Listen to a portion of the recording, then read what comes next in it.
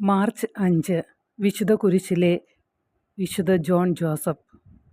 17-ാം നൂറ്റാണ്ടിൻ്റെ മധ്യത്തിൽ നേപ്പിൾസിനടുത്തുള്ള മനോഹരമായ ഇഷിയ ദ്വീപിലാണ് കുരിശിലെ വിശുദ്ധ ജോൺ ജോസഫ് ജനിച്ചത്.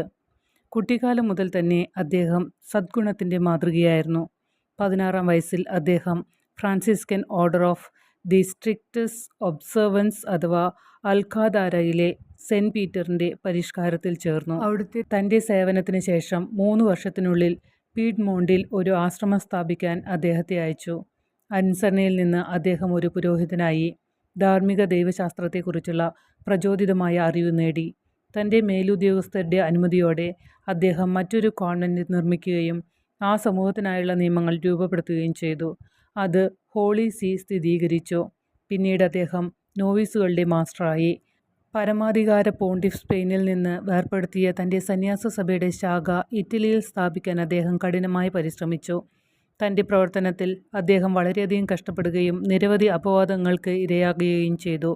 എന്നിരുന്നാലും വിശുദ്ധൻ തൻ്റെ പ്രജകളുടെ ഹൃദയത്തിൽ അൽഖാരാൻഡയിലെ വിശുദ്ധ പീറ്റർ തൻ്റെ പരിഷ്കരണത്തിന് നൽകിയ ധ്യാനത്തിൻ്റെയും പശ്ചാത്താപത്തിൻ്റെയും ഇരട്ട മനോഭാവം വളർത്താൻ ശ്രമിച്ചുകൊണ്ട് തൻ്റെ പ്രയത്നങ്ങളിൽ വിജയിച്ചു. വിശുദ്ധ ജോൺ ജോസഫ് ഏറ്റവും ഉദാത്തമായ ഗുണങ്ങൾ, പ്രത്യേകിച്ച് വിനയം, മതപരമായ അച്ചടക്കം എന്നിവയ്ക്ക് ഉദാഹരണമായിരുന്നു.